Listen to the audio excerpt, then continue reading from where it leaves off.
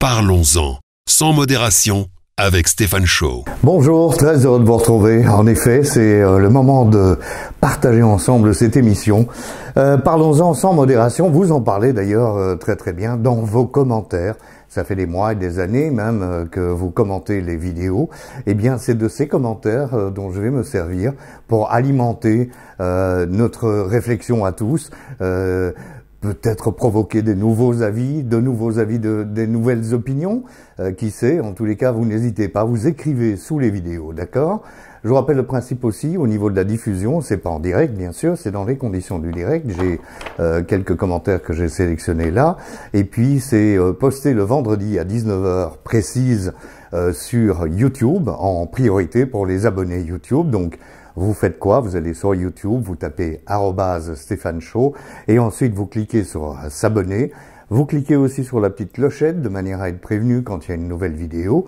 Et voilà, vendredi 19 h, premier rendez-vous, c'est sur YouTube. Bien sûr, je continue à poster sur les réseaux sociaux, TikTok, Instagram et Facebook, mais ça c'est dilué dans le week-end. Donc le rendez-vous vraiment c'est 19 h, Facebook, tous les vendredis. Alors le principe c'est quoi? C'est de prendre par exemple le commentaire de Thierry. Thierry qui m'a dit, il y a un moment d'ailleurs, vous avez fait comme vous avez pu. Et ça m'a inspiré, on peut rebondir là-dessus pour penser, est-ce que tous les addicts qui consomment un produit qui les rendent franchement pas très sympathiques sont condamnables? Alors, est-ce qu'on doit les condamner? Je ne sais pas. Moi, en tous les cas, j'ai pas vraiment été condamné. Je suis condamné par moi-même. C'est moi qui ai une très mauvaise opinion de moi quand j'ai fait des frasques au moment où je buvais beaucoup trop d'alcool. J'ai fait comme j'ai pu. Oui, j'ai du mal à accepter ça parce que voilà, on se sent extrêmement coupable, mais quelque part, c'est pas faux. Est-ce que j'ai pas fait comme j'ai pu? Et vous en pensez quoi, hein? Est-ce qu'on fait comme on peut ou on aurait pu faire mieux?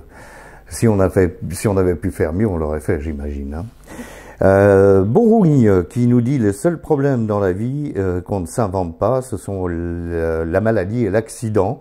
Tout le reste, on l'invente et on s'impose. Et ça va de pair avec le commentaire de Christophe, on en parlera tout à l'heure, et qui me fait rebondir aussi, et je pense que ça va vous faire rebondir. C'est vrai que finalement, si on se regarde, on est vivant, en bonne santé.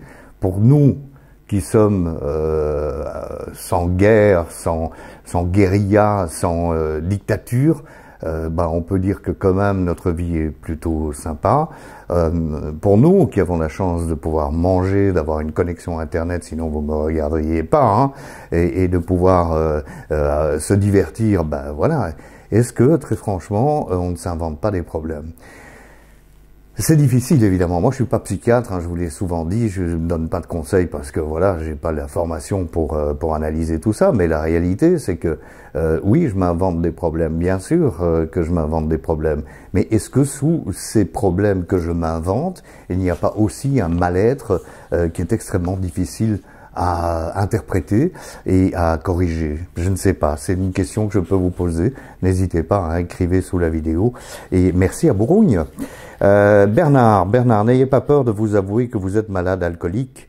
L'alcoolisme est une maladie. Alors ça, c'est quelque chose qui revient très souvent, la maladie alcoolique. Qu'est-ce que je vais dire? Est-ce que je vais dire je suis d'accord ou je suis pas d'accord? J'en sais rien.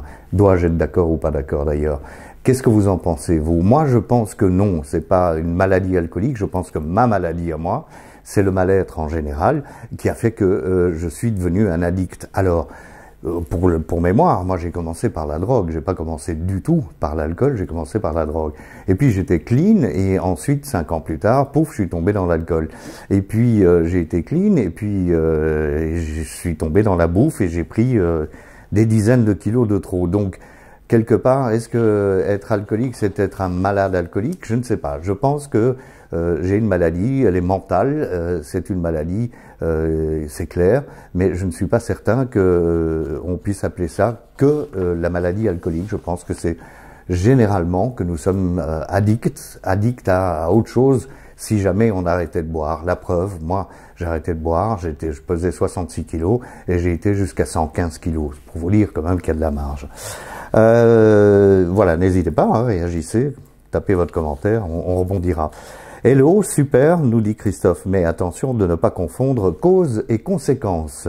L'alcool, sans le savoir, est utilisé dans un premier temps comme médicament pour soigner un mal-être, une souffrance, une maladie psychique. Et c'est là que je rejoins effectivement, merci hein, Christophe, merci beaucoup pour vos commentaires. Et, bien sûr, votre commentaire est beaucoup plus long, mais vous comprendrez, je prends une partie, et aujourd'hui vraiment ça m'a parlé, maladie psychique, et je reste absolument convaincu que je suis un malade mental.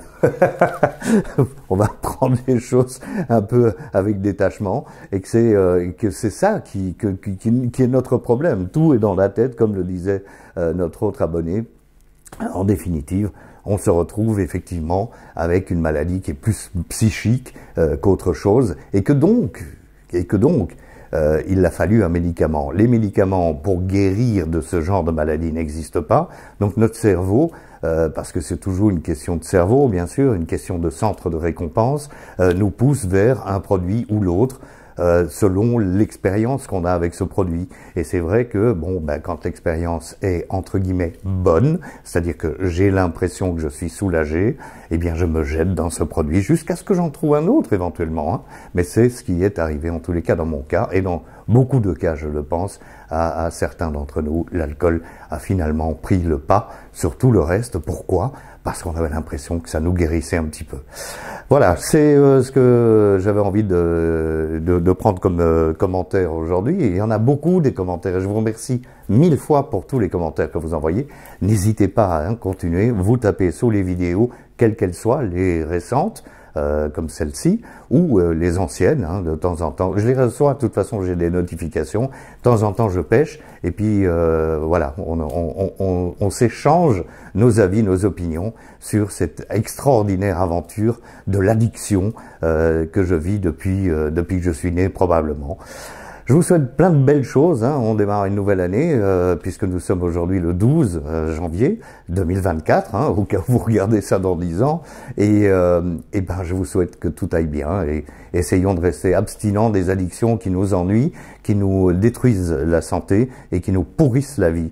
Je pense notamment à l'alcool, à l'excès d'alcool, à l'excès de drogue, à l'excès de médication, à l'excès de jeux d'argent. Tout ça, c'est des choses qui finissent par détruire la vie. Je vous remercie 1000 fois de votre fidélité. N'oubliez pas, avant de partir, cliquez sur s'abonner et activez la petite clochette pour être prévenu quand il y a une nouvelle vidéo. À la semaine prochaine pour Parlons-en, mais sans modération cette fois-ci, hein.